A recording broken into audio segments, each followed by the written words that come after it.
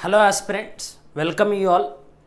చాలా రోజుల నుండి ఎదురు చూస్తున్నటువంటి police SI and constable notification రానే వచ్చింది. చాలామంది అభ్యర్థులు అంటే లక్షల్లో ఉన్నటువంటి అభ్యర్థులు ఈ పర్టికులర్ నోటిఫికేషన్ గురించి చాలా సంవత్సరాల నుండి ఎదురు చూడడం అనేది జరుగుతుంది. కొన్ని లక్షల మంది ఆల్రెడీ ఈ నోటిఫికేషన్ కోసం ఎదురు చూస్తూ కోచింగ్లలో కూడా జాయిన్ కావడం జరిగింది. దాంతోపాటుగా చాలామందికి నిన్న మొత్తము police department Telangana state police recruitment board 4 అంశాల గురించి నోటిఫికేషన్లు జారీ చేసింది. ఒకటి police constable tech and police constable civil and SI tech and SI సివిల్కి సంబంధించినటువంటి 4 అధికారికమైనటువంటి నోటిఫికేషన్లను జారీ చేసింది. దీనికి సంబంధించి బేసిక్ ఇన్ఫర్మేషన్, అసలు సెలెక్షన్ ప్రాసెస్ ఎట్లుంటుంది, ఎలిజిబిలిటీ ఎట్లుంటుంది, లోకల్ స్టేటస్ అంటే ఏంటి, రిజర్వేషన్స్ ఎట్లుంటాయి, నెగిటివ్ మార్కింగ్స్ ఏంటి, ఇట్లా కొన్ని బేసిక్ ఇష్యూస్ని డిస్కస్ చేయడానికి ఈ పర్టికులర్ వీడియో నేను చేస్తూ ఉన్నాను. దాంట్లో భాగంగానే నిన్న రిలీజ్ చేసినటువంటి ఎగ్జామినేషన్కి సంబంధించి నోటిఫికేషన్కి సంబంధించి ఇక్కడ కనుక చూస్తే కానిస్టేబుల్ పోస్టులకు సంబంధించి మొత్తము సివిల్ వచ్చేసి 4965, ఏఆర్ వచ్చేసి 4423, దాని తర్వాత మిగతా రకరకాల కేటగిరీస్ వచ్చేసి డ్రైవర్, మెకానిక్, ఐటీ, కమ్యూనికేషన్, జైళ్ళ శాఖ, ఇట్లా దాదాపుగా 16,000 పోస్టులకు పైగా కానిస్టేబుల్ పోస్టులకు నిన్న నోటిఫికేషన్ వచ్చింది. దాంతోపాటుగా ఎస్ఐ పోస్టులలో కూడా చాలామంది సివిల్కి సంబంధించినటువంటి కానిస్టేబుల్ని కానీ సివిల్కి సంబంధించినటువంటి ఎస్ఐని కానీ ఏం చేస్తూ చదవడం అనేది జరుగుతుంది. మీకు వచ్చినటువంటి మార్క్స్, మీకు వచ్చినటువంటి రిక్రూట్మెంట్ని బట్టి ఇక్కడ పొందుపరిచినటువంటి ఏదో ఒక పోస్టుకి మీరు సెలెక్షన్ కావచ్చు. సివిల్ పోస్టులు వచ్చేసి ఎస్ఐలో 414, సివిల్ కానిస్టేబుల్ పోస్టులు వచ్చేసి 4965. ఈ రెండు కూడా అత్యంత ముఖ్యమైనటువంటి పోస్టులు. దాని తర్వాత రకరకాల పోస్టులు ఉన్నాయి. స్పెషల్ ప్రొటెక్షన్ పోస్ట్ కానీ, తర్వాత డిజాస్టర్ మేనేజ్మెంట్కి సంబంధించి కానీ, ఐటీ అండ్ కమ్యూనికేషన్కి సంబంధించి కానీ, ఇట్లా ఎస్ఐ పోస్టులు మరియు కానిస్టేబుల్ పోస్టులు మొత్తం కలిపి నిన్న రిలీజ్ అయినటువంటి ఈ 4 సంబంధిత పోస్టులకు సంబంధించి 16,614 పోస్టులకు నోటిఫికేషన్ జారీ అయింది. అయితే ఈ నంబర్ను చూసి మనం అన్ని పోస్టులకి కూడా ఎలిజిబిలిటీ ఉంటామని చెప్పేసి అనుకోవద్దు. మీరు ఓ పర్టికులర్ నోటిఫికేషన్ సంపూర్ణంగా చదివి మీరు for example IT and communication కానిస్టేబుల్కు సంబంధించినటువంటి అర్హతలు ఏంటి, మెకానిక్కి సంబంధించినటువంటి అర్హతలు ఏంటి, డ్రైవర్కి సంబంధించినటువంటి అర్హతలు ఏంటి, స్పెషల్ పోలీస్ ఫోర్స్కి సంబంధించినటువంటి అర్హతలు ఏంటి అనేది ప్రత్యేకంగా చూసుకున్న తర్వాత మాత్రమే మీరు ఆ పర్టికులర్ పోస్టుకు అప్లై చేయాలి. బట్ మ్యాక్సిమం ఇన్కామన్గా అందరు ఎలిజిబుల్ అయ్యేటటువంటి పోస్టులు ఏంటి అని అంటే, ఒకటి సివిల్ ఏఆర్, మరి ఇక్కడ సివిల్ ఏఆర్కి సంబంధించినటువంటి పోస్టులకు ఆల్మోస్ట్ డిగ్రీ కంప్లీట్ అయిన వాళ్ళందరూ కూడా ఇవన్నీ పోస్టులకు కూడా ఎలిజిబుల్. ఇంటర్ కంప్లీట్ అయినటువంటి వాళ్ళు కూడా కానిస్టేబుల్ పోస్టులకు ఎలిజిబుల్. కాబట్టి ఈ పర్టికులర్ పోస్టులను టార్గెట్ చేస్తూ మీరు ప్రిపేర్ అయినట్టయితే మీరు అట్లీస్ట్ ఆ పర్టికులర్ పోస్టులకు మీరు ఎలిజిబుల్ కాకుండా కింది పోస్టులకైనా మీరు ఎలిజిబిలిటీని సాధించగలుగుతారు. సో కొన్ని ముఖ్యమైనటువంటి అంశాలు ఉన్నాయి. ఇది ఆంధ్రజ్యోతి నుండి తీసుకున్నటువంటి అంశాలు. సో మే 2 నుండి దరఖాస్తులను స్వీకరిస్తారు. 20 వరకు గడువు ఇచ్చిరు. అంటే దాదాపుగా 18 రోజులు మాత్రమే ఈ పర్టికులర్ నోటిఫికేషన్కి సంబంధించి గడువు ఇచ్చారు. మే 2వ తారీఖున ఎట్లా అప్లై చేయాలి అనేటటువంటి అంశాన్ని కూడా నోటిఫికేషన్లోనే ఇచ్చారండి. మొదటి స్టెప్లో ఏం చేయాలి, రెండో స్టెప్లో ఏం చేయాలి, మూడో స్టెప్లో ఏం చేయాలి, ఫోటో ఎట్లా ఉండాలి అనేటటువంటి అంశాలకు సంబంధించి కూడా చాలా క్రిస్టల్ క్లియర్గా ఇచ్చారు. దాన్ని చదివిన తర్వాత మాత్రమే ఇంకా పోలీస్ రిక్రూట్మెంట్ వెబ్సైట్లోకి కనుక వెళ్తే మీకు ఒక డమ్మీ అప్లికేషన్ ఫామ్ కూడా ఉంటుంది. ఆ డమ్మీ అప్లికేషన్ ఫామ్ను నింపిన తర్వాత ఫైనల్ అప్లికేషన్ ఫామ్ను కనుక నింపితే మీకు ఆ డమ్మీ అప్లికేషన్ ఫామ్లో అప్లికేషన్ ఫామ్ నింపడానికి కావాల్సినటువంటి కొంత ప్రాక్టీస్ కూడా అవుతుంది అనేటటువంటి ఉద్దేశంతో ఈ వెబ్సైట్లో ఒక డమ్మీ అప్లికేషన్ ఫామ్ను కూడా ఇచ్చారు.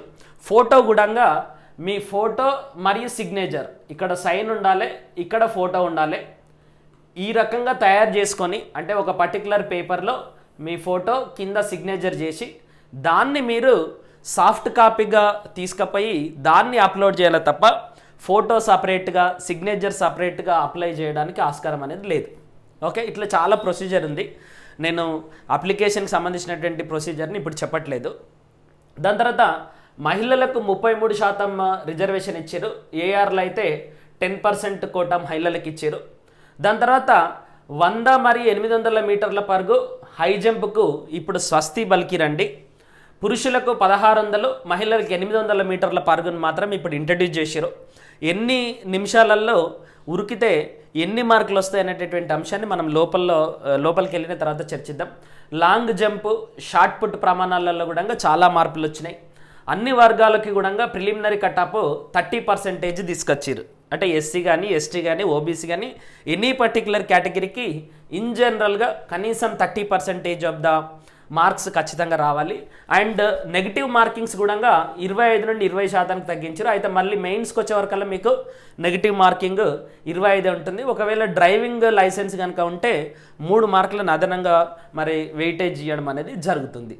ఓకే, సో ఫీజుల వివరాలు వచ్చేసి ఓసీ, బీసీ, ఎస్సీ, ఎస్టీ వీళ్ళందరూ కూడా ఎస్ఐ పరీక్షకు కనుక ప్రిపేర్ అవుతున్నట్టయితే ఎస్సీ ఎస్టీలకు 500 రూపాయలు, ఎస్ఐకి అయితేనేమో ఓసీ బీసీకి అయితేనేమో 1000 రూపీస్.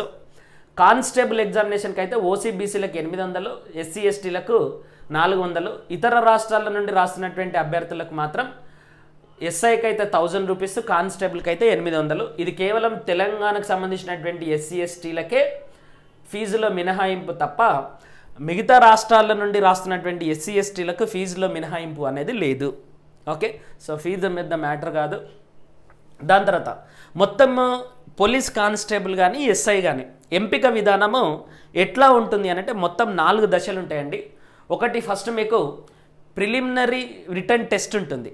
ప్రిలిమినరీ రిటర్న్ టెస్ట్ అంటే ఆబ్జెక్టివ్ పద్ధతిలో ఉంటుంది. అది ఎట్లుంటుంది అనేది కూడా నేను ఇప్పుడు చర్చిస్తాను. దాని తర్వాత ఫిజికల్ మెరిట్ టెస్ట్ ఉంటుంది. మీ యొక్క శారీరక దారుఢ్యాన్ని పరీక్షిస్తారు ఇక్కడ, ఫిజికల్ మెరిట్ టెస్ట్. దాని తర్వాత ఇప్పుడు ఇక్కడ మీకు ఎంత ఎత్తుంది, ఓకే, సో మీ యొక్క ఎత్తుకు సంబంధించినటువంటి అంశాలను ఇక్కడ పరీక్షిస్తే ఇక్కడ హై జంప్, లాంగ్ జంప్లో చేసినటువంటి మార్పులు మరియు 1600 మీటర్లు, 800 మీటర్లలో మీ యొక్క శారీరక సామర్థ్యాన్ని పరీక్షించడానికి ఈ పర్టికులర్ పరీక్ష ఉంటుంది. దాని తర్వాత ఫైనల్ రిటర్న్ ఎగ్జామినేషన్ అనేది ఉంటుంది. సో ఒక్కొక్క పరీక్షను పాస్ అయిన తర్వాత, ఒక్కొక్క స్టేజ్ని దాటిన తర్వాత మీరు ఫైనల్ సెలెక్షన్ అనేది ఉంటుంది. ఇప్పుడు ఇవన్నీ దాటిన తర్వాత మళ్ళీ మీ యొక్క సర్టిఫికేట్ వెరిఫికేషన్ ఉంటుంది. అప్పుడు కూడా మీరు ఆ సర్టిఫికేట్ వెరిఫికేషన్లో కూడా పాస్ అయితే అప్పుడు మీకు సెలెక్షన్ లిస్ట్ ఇస్తుంది. ఇచ్చినటువంటి సెలెక్షన్ లిస్ట్ కూడా ప్రొవిజనల్ అని చెప్పింది ఈ రిక్రూట్మెంట్ బోర్డు. అక్కడ కూడా ఏమైనా ఫాల్స్ ఇన్ఫర్మేషన్ కనుక తేలితే ఏ సందర్భంలోనైనా కూడా మిమ్మల్ని డిస్క్వాలిఫై చేసేటటువంటి అధికారము బోర్డుకు ఉంటుంది. కాబట్టి మీరు ప్రస్తుతం సబ్మిట్ చేసినటువంటి సర్టిఫికేట్లనే చాలా జాగ్రత్తగా సబ్మిట్ చేయడం అనేది మంచిది. ఫాల్స్ ఇన్ఫర్మేషన్ ఇవ్వకుండా జెన్యూన్ ఇన్ఫర్మేషన్ మాత్రమే ఇవ్వాలి. సో విద్యార్హతలు వచ్చేసి ఎస్ఐకి సంబంధించినటువంటి ఎగ్జామినేషన్కు మీకు జూలై 1, 2022 కటాప్గా పేర్కొన్నారు. అంటే జూలై 1, 2022 లోపల మీరు గ్రాడ్యుయేషన్ పూర్తి చేసి ఉండాలి. ఒకవేళ గ్రాడ్యుయేషన్ లేకపోతే దానికి సమానమైనటువంటి అర్హత కలిగినటువంటి మరొక ఎగ్జామినేషన్ మీరు పాస్ అయి ఉండాలి. సపోజ్ కొంతమంది ఇంటిగ్రేటెడ్ పీజీ చేస్తారు, ఓకే, అట్లాంటి ఎగ్జామినేషన్కి సంబంధించినటువంటి పరీక్ష అన్నట్టు. దాని తర్వాత పోలీస్ కానిస్టేబుల్కి అయితే ఇంటర్ పాస్ అయి ఉండాలి, లేదా దానికి సమానమైనటువంటి అర్హత కలిగినటువంటి పరీక్షను పాస్ అయి ఉండాలి. ఏ పర్టికులర్ పరీక్ష ఇంటర్కి ఈక్వలెంట్ అవుతుంది, డిగ్రీకి ఈక్వలెంట్ అవుతుంది అనేది మీకు కూడా అవగాహన ఉంటుంది ఒకవేళ మీరు స్పెషల్గా ఏదైనా కోర్సు చేస్తూ ఉంటే. ఓకే, ఇంకా స్పెసిఫిక్గా మీకు ఏమైనా డౌట్స్ ఉంటే మీరు కమెంట్ బాక్స్లో తెలియజేయండి, సో దట్ విల్ క్లారిఫై. ఇప్పుడు ఏజ్ లిమిట్ వచ్చేసి కానిస్టేబుల్కు 18 సంవత్సరాలు కనీస వయసు ఉండాలి. 1 జూలై 2022 నాటికి 25 సంవత్సరాలు గరిష్టంగా ఉండాలి. తర్వాత ఎస్ఐకి వచ్చేసి కనిష్ట ఏజ్ వచ్చేసి 21 సంవత్సరాలు ఉండాలండి, 21 సంవత్సరాలు. జూలై 1, 2022 నాటికి 28 సంవత్సరాలు దాటొద్దు. ఓకే, కానిస్టేబుల్కి అయితేనేమో కనిష్ట ఏజ్ 18, గరిష్ట ఏజ్ 25. అండ్ ఎస్ఐకి అయితేనేమో కనిష్ట ఏజ్ 21, గరిష్ట ఏజ్ 28. దాని తర్వాత ఎస్ఐ కానిస్టేబుల్ ఏజ్కి మరియు ఎస్ఐ ఏజ్కి బీసీలకు, ఎస్సీలకు, ఎస్టీలకు 5 సంవత్సరాలు అదనంగా ఎగ్జెంప్షన్ అనేది ఉంటుంది. ఓకే, 5 సంవత్సరాలు అదనంగా ఎగ్జెంప్షన్ అనేది ఉంటుంది. ఇది ఏజ్ లిమిట్కి సంబంధించి బోర్డు ఇచ్చినటువంటి క్లారిటీ. దాని తర్వాత మోస్ట్ ఇంపార్టెంట్ ఫినామినన్ ఏంటి అని అంటే సెలెక్షన్ ప్రాసెస్ ఎట్లుంటుంది అనేది ఇప్పుడు మనము ముందుకెళ్తున్నాం. సెలెక్షన్ ప్రాసెస్లో మొదటగా ప్రిలిమినరీ ఎగ్జామినేషన్ ఉంటుంది. ప్రిలిమినరీ ఎగ్జామినేషన్ 200 మార్క్స్కి ఉంటుందండి. దీనికి 180 నిమిషాలు టైం ఇస్తారు, అంటే 3 గంటల టైం ఇస్తారు. ఓకే, ఇది మొత్తం కూడా ఆబ్జెక్టివ్ తరహాలో ఉంటుంది. అండ్ ఈ పరీక్ష తెలుగులో ఉంటుంది, ఇంగ్లీష్లో ఉంటుంది, ఉర్దూలో కూడా ఉంటుంది. ఇప్పుడు ప్రిలిమినరీ పరీక్షల్లో 200 మార్క్స్ ఎన్ని క్వశ్చన్స్ ఉంటాయంటే 200 క్వశ్చన్స్ ఉంటాయండి.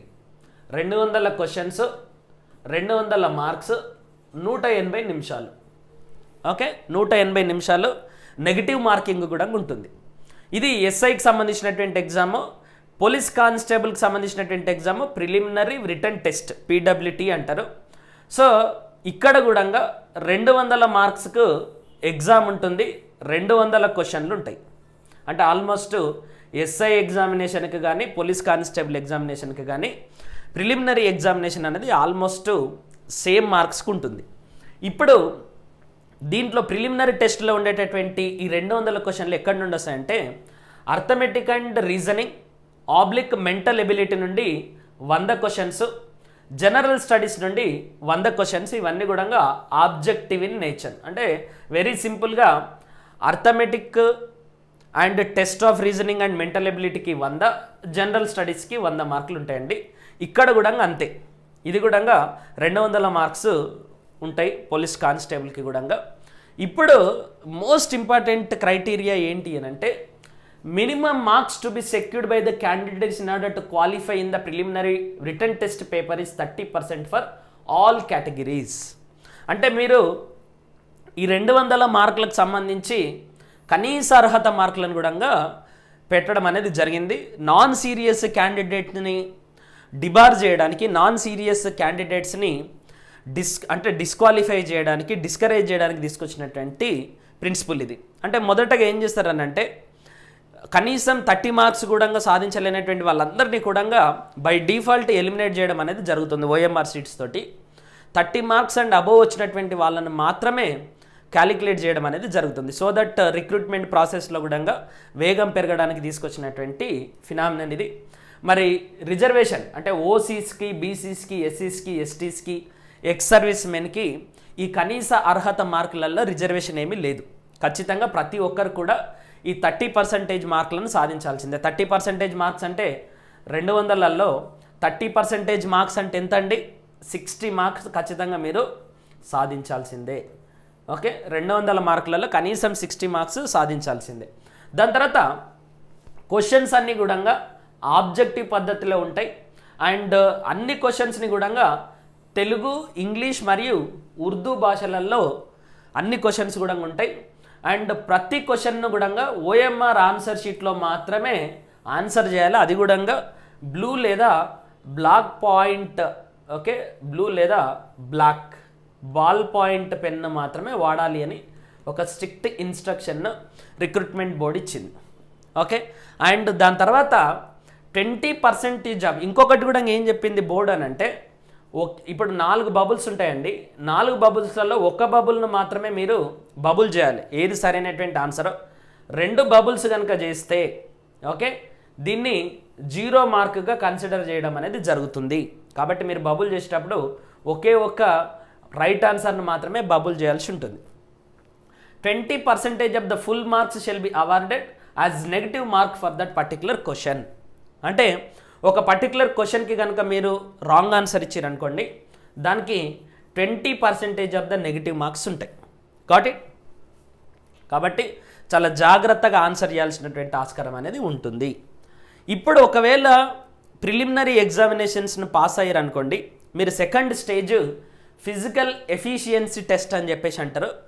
ఆ పర్టికులర్ ఫిజికల్ ఎఫిషియన్సీ టెస్ట్కి మీరు వెళ్తారు. దాని తర్వాత మెయిన్స్ ఆబ్జెక్టివ్ ఎగ్జామినేషన్ అనేది ఉంటుంది. ఈ ఫిజికల్ ఎఫిషియన్సీ టెస్ట్లో ఇప్పుడు కానిస్టేబుల్ ఎగ్జామినేషన్కి కానీ మరియు ఎస్ఐ ఎగ్జామినేషన్కి కానీ కనుక చూస్తే మెన్ వచ్చేసి 167.6 సెంటీమీటర్ల హైట్ ఉండాలి. 167.6 సెంటీమీటర్లు. మరియు ఉమెన్ వచ్చేసి 152.5 సెంటీమీటర్ల హైట్ ఉండాలి. ఇదేమో మెన్కు, ఇది ఉమెన్కు. ఓకే, ఇది మినిమం హైట్ అండి.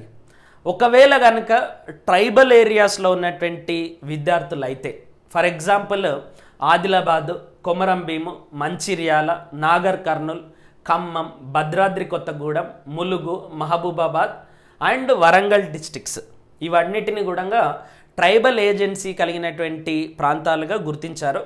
ఈ పర్టికులర్ ప్లేస్లలో విద్యార్థులు కొంత వల్నరబుల్ పొజిషన్లో ఉంటారు కాబట్టి వాళ్ళకు కొంత రిలాక్సేషన్ ఇచ్చేసి హైట్లో కొంత రిలాక్సేషన్ ఇవ్వడం అనేది జరిగింది. ఒకవేళ మీరు ఈ పర్టికులర్ డిస్ట్రిక్ట్స్కి సంబంధించినటువంటి అభ్యర్థులు అయితే మెన్ యొక్క హైట్ 160 సెంటీమీటర్లు ఉంటే సరిపోతుంది. ఇది మెన్కు సంబంధించినటువంటి height.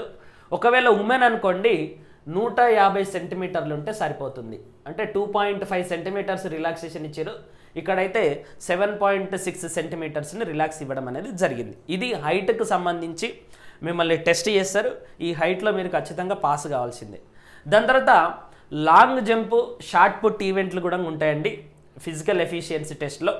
So long jump, shot put వచ్చేసి షార్ట్ పుట్కి సంబంధించినటువంటి క్లియర్ కట్ వెయిటేజ్ కూడా ఇచ్చింది. 7.26 kgs for men, 4 kgs for women. Okay, and ఇప్పుడు ఈ లాంగ్ జంప్ అండ్ షార్ట్ పుట్కి సంబంధించి కేవలం క్వాలిఫైయింగ్ ఇన్ నేచర్ మాత్రమే, అంటే మీరు అర్హత ఉన్నారా లేదని చెక్ చేశారు తప్ప వీటిని ఎగ్జామినేషన్ పాయింట్ ఆఫ్ వ్యూలో ఈ మార్కులను కన్సిడర్ చేయడం అనేది జరగదు.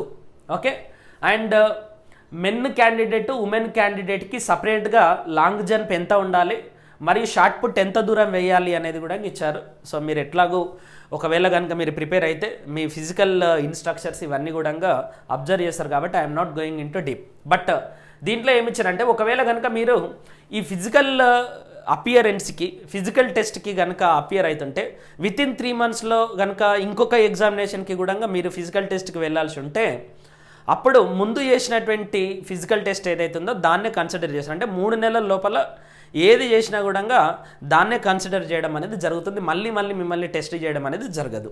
అది రిక్రూట్మెంట్లో పేర్కొన్నటువంటి క్లియర్ కట్ ప్రొవిజన్. దాని తర్వాత ఇప్పుడు 1600 మీటర్స్ రన్ పెట్టారు, 800 మీటర్స్ రన్ పెట్టారు. Okay, 800 metres run, 1600 metres run మెన్కి సంబంధించి సపరేట్గా పెట్టారు, ఉమెన్కి సంబంధించి కూడా సపరేట్గా పెట్టారు.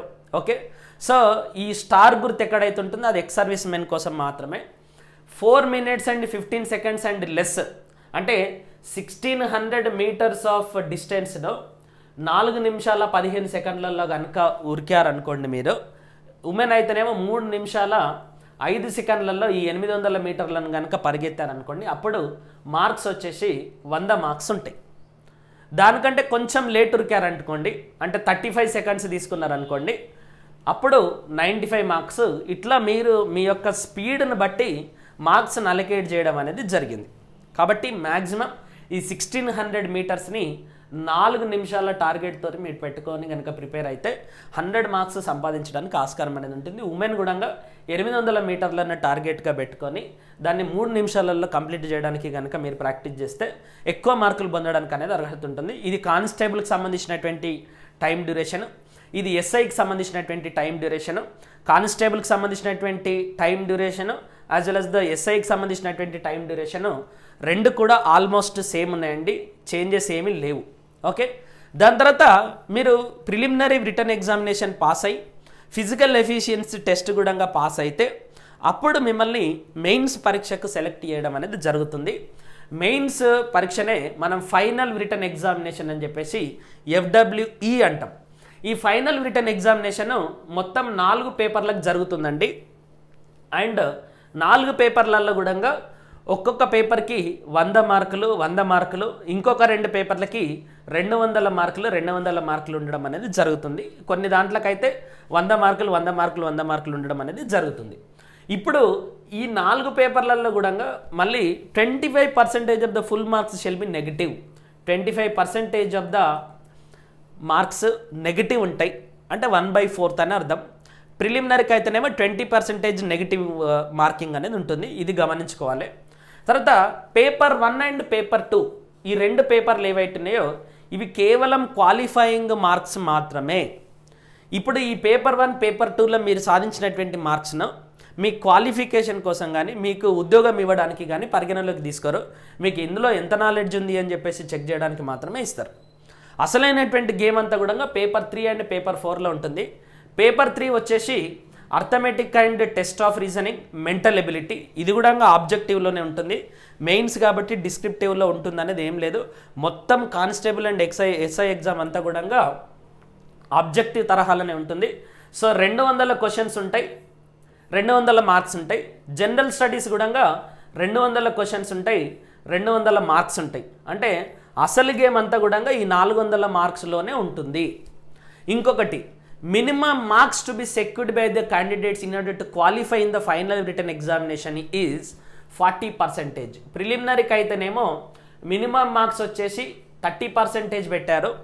ఇప్పుడు ఇర్రెస్పెక్టివ్ ఆఫ్ యువర్ కేటగిరీ, మీరు ఎస్సీయా ఎస్టీయా బీసీయా ఓసీ అనేది కేటగిరీలో తేడా లేకుండా మెయిన్స్ ఎగ్జామినేషన్స్లలో మీరు మీ మార్కులను కన్సిడర్ చేయాలి అని అంటే కనీసం మీరు 40% ఆఫ్ ద మార్క్స్ను సంపాదించాల్సిందే. ఓకే, అండ్ ఈ 40% 30% ఏమో ప్రిలిమినరీకి సంబంధించినటువంటి మినిమం మార్క్స్. మీరు ఖచ్చితంగా ఓఎంఆర్ సీట్లో బ్లూ లేదా బ్లాక్ బాల్ పాయింట్ పెన్ మాత్రమే వాడాలి, జెల్ పెన్ వాడద్దు, వేరే కలర్స్ వాడద్దు అనేది చాలా స్ట్రిక్ట్ ఇన్స్ట్రక్షన్. మీరు ఇప్పటి నుండి ప్రాక్టీస్ చేసేటటువంటి మోడల్ ఎగ్జామినేషన్స్ని కూడా ఇప్పుడు కేవలం బ్లూ అండ్ బ్లాక్ పెన్తో మాత్రమే ప్రాక్టీస్ చేయండి. ఒకే పెన్నును ప్రాక్టీస్ చేసినట్టయితే మీకు ఆ పెన్నుతో అలవాటు కావడం అనేది కూడా జరుగుతుంది. సో చాలామంది ఏమనుకుంటారంటే ఇది కూడా మాకు తెలియదా సార్ అనుకుంటారు. చాలామంది ఎగ్జామినేషన్స్కి పోయిన తర్వాత కనీసం ఈ ఇన్స్ట్రక్షన్స్ కూడా చూసుకోకుండా వేరే పెన్నులు తీసుకుపోయినటువంటి సందర్భాలు కోకొల్లలు. అందుకోసం చెప్తున్నాను నేను. దాని తర్వాత ఇంకొకటి ఏంటి అంటే చాలా ముఖ్యమైనటువంటి అంశం, నాకు ఒక ఎగ్జామినేషన్లో ఎక్కువ మార్కులు వచ్చినాయి కాబట్టి వేరే టెస్ట్కి నేను అటెండ్ కావాల్సినటువంటి అవసరం లేదు అనేది లేదు. ఖచ్చితంగా all test and written examination, అన్ని టెస్టులలో మరియు రిటర్న్ ఎగ్జామినేషన్స్లలో ఖచ్చితంగా అటెండ్ కావాల్సినటువంటి ఆస్కారం అనేది ఉంది. ఏదన్నా ఒక టెస్టులో కనుక మీరు ఆబ్సెంట్స్ అయితే okay, automatically render A candidate to be disqualified. మీరు ఏ టెస్టులో అపియరెన్స్ కాకుండా ఏ టెస్ట్కి మీరు ఎగ్జామినేషన్ రాయకుండా కూడా మిమ్మల్ని డిస్క్వాలిఫై అయినట్టుగా ప్రకటించడం అనేది జరుగుతుంది.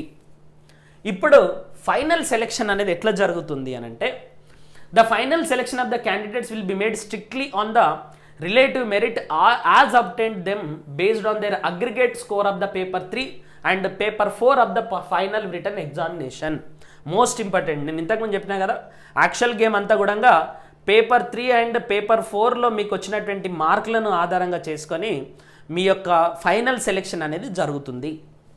అండ్ 95% సెలెక్షన్ అంతా కూడా లోకల్ వాళ్ళకి ఇస్తారు, 5% ఓపెన్ కేటగిరీకి ఉంటుంది.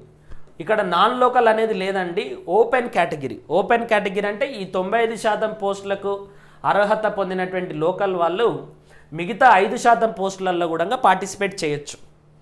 ఓకే, సో ఇది there is nothing called local and non local, there is only local and open.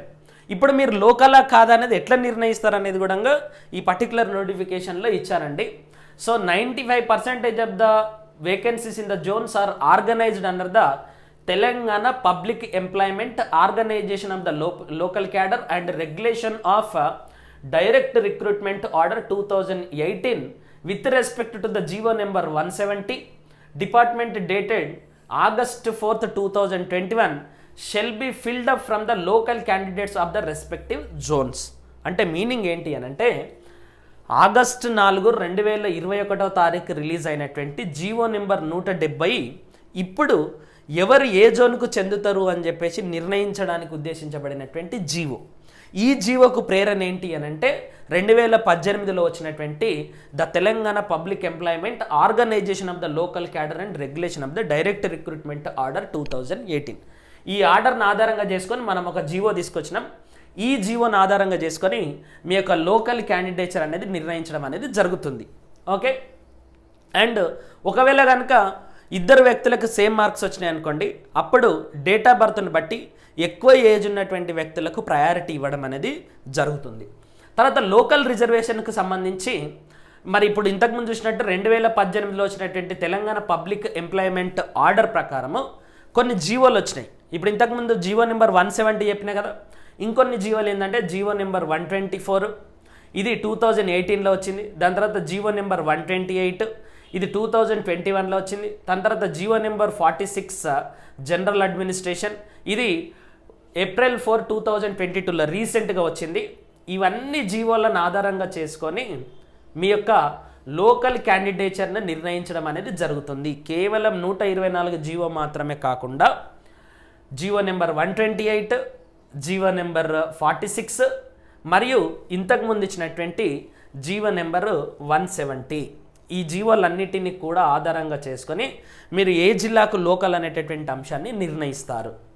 దాని తర్వాత single certificate whether of study or residence would be suffice for the enabling the candidate to apply as the local candidate. అంటే మీరు study certificate ద్వారా కానీ లేదా residence certificate ద్వారా మాత్రమే మీ యొక్క లొకాలిటీని నిర్ణయించడం అనేది జరుగుతుంది. రెండు పెట్టి నిర్ణయించరు, ఏదన్నా ఒక సర్టిఫికేట్ ద్వారా మాత్రమే మీ లొకాలిటీని నిర్ణయించడం అనేది జరుగుతుంది.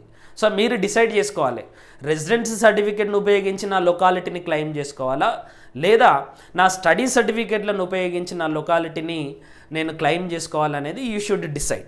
ఓకే, దాని తర్వాత రెసిడెన్స్ సర్టిఫికేట్ గురించి కూడా ఒక ఇన్స్ట్రక్షన్ ఇచ్చారు. Residence certificate will not be accepted if a candidate has studied in any educational institutions up to 7th class or equivalent examination. మీరు ప్రైవేట్ ఇన్స్టిట్యూషన్స్లో కానీ గవర్నమెంట్ ఇన్స్టిట్యూషన్స్లో కానీ చదివి ఉంటే అప్పుడు రెసిడెన్స్ సర్టిఫికేట్ను తీసుకోరు. ఓన్లీ మీ స్టడీ సర్టిఫికేట్లను ఆధారంగా చేసుకొని మాత్రమే మీ యొక్క లొకాలిటీని డిసైడ్ చేస్తారు.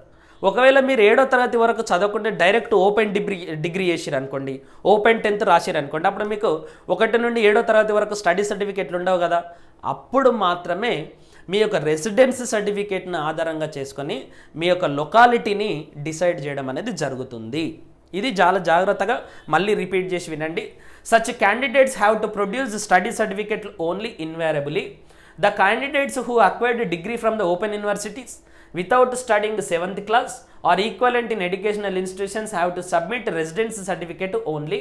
ఎడ్యుకేషనల్ ఇన్స్టిట్యూషన్స్ అంటే ఏందో ఇచ్చిన అంటే ఓపెన్ యూనివర్సిటీలో చదివిన వాళ్ళకు, ఓపెన్ 10th చదివిన వాళ్ళకు, ఓపెన్ ఇంటర్ చదివినటువంటి వాళ్ళకు 7th సర్టిఫికేట్ వరకు స్టడీ సర్టిఫికేట్లు ఉండవు కాబట్టి వాళ్ళు మాత్రమే రెసిడెన్స్ సర్టిఫికేట్ తోటి వాళ్ళ లొకాలిటీని క్లెయిమ్ చేయాలి తప్ప ఆల్రెడీ 1 నుండి 7వ తరగతి వరకు ప్రైవేట్ స్కూల్లో చదివినా గవర్నమెంట్ స్కూల్లో చదివినా ఖచ్చితంగా మీరు స్టడీ సర్టిఫికేట్ను తీసుకురావాల్సిందే.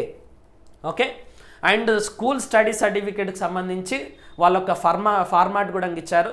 1 నుండి 7వ తరగతి వరకు మీరు ఎక్కడ చదివారు, ఏ మండలంలో చదివారు, ఏ జిల్లాలో చదివారు, ప్రస్తుతం ఉన్నటువంటి జిల్లా, ఓకే, అండ్ అక్కడ ఏ మంత్ ఏ ఇయర్లో చదివారు, ఎన్ని సంవత్సరాలు చదివారు అనేటటువంటి అంశాలను should be obtained from the educational institutions where he or she studied. మీరు ఎక్కడైతే చదివిరో అక్కడి నుండే మీ యొక్క సర్టిఫికేట్స్ని అప్టైన్ అనేది చేయాలి. ఇప్పుడే ఇమ్మీడియట్గా అప్లోడ్ చేయాల్సినటువంటి అవసరం లేదు, మనకు అప్లికేషన్ ఓపెన్ అయితే తప్ప తెలియదు. బట్ ఈ పర్టికులర్ కేటగిరీలో మాత్రం మీరు చాలా క్రిస్టల్ క్లియర్గా ఉండాలి. ఒకవేళ కనుక మీరు ఓపెన్ ఇంటర్ కానీ ఓపెన్ 10th కానీ చదివారు అనుకోండి, అప్పుడు సర్టిఫికేట్ ఆఫ్ రెసిడెన్స్ని ఇక్కడ చూడండి, officer of revenue department not below the rank of MRO holding independent charge of A mandal. Okay, mandal revenue officer కంటే ఎబోవ్ పొజిషన్లో ఉన్నటువంటి వాళ్ళతోటి మాత్రమే మీరు ఈ రెసిడెన్స్ సర్టిఫికేట్ను పొందాలి. Got it. ఇట్లా రెసిడెన్స్ సర్టిఫికేట్కి సంబంధించినటువంటి ఫార్మాట్ ఇచ్చారు. అండ్ మీరు స్టడీ సర్టిఫికేట్కి సంబంధించినటువంటి ఫార్మాట్ కూడా ఇచ్చారు. ఇప్పుడు నేను చెప్పినటువంటి అంశాలన్నీ చాలా బేసిక్ అంశాలండి. సెలెక్షన్ ఎట్లుంటుంది, ప్రిలిమినరీ టెస్ట్లో ఉన్నటువంటి ముఖ్యమైనటువంటి అంశాలేంటి, మెయిన్స్లో ఉన్నటువంటి ముఖ్యమైన అంశాలేంటి, దాని తర్వాత ఫిజికల్ టెస్ట్లో ఉన్నటువంటి ముఖ్యమైన అంశాలేంటి, ఏమేమి చేంజెస్ తీసుకొచ్చారు, హైట్కి సంబంధించినటువంటి అంశాలేంటి, లాంగ్ జంప్ హై జంప్కి సంబంధించినటువంటి బేసిక్ అంశాలేంటి, ఫీకి సంబంధించినటువంటి బేసిక్ అంశాలు ఏంటి అనేది మాత్రమే నేను ఇక్కడ చర్చించడం అనేది జరిగింది. సిలబస్కు సంబంధించినటువంటి అంశాలు కానీ, దాని తర్వాత ఆ సిలబస్లో ఏ అంశాలను ఎట్లా చదవాలి అనేటటువంటి అంశాలను నేను భవిష్యత్తులో చర్చించడానికి ప్రయత్నం చేస్తాను. మన పర్టికులర్ ఛానల్ని షేర్ చేయడం మర్చిపోకండి, సబ్స్క్రైబ్ చేయడం కూడా మర్చిపోకండి, సో దట్ ఎక్కువ మందికి రీచ్ కావడానికి ఆస్కారం అనేది ఉంటుంది. Thank you all.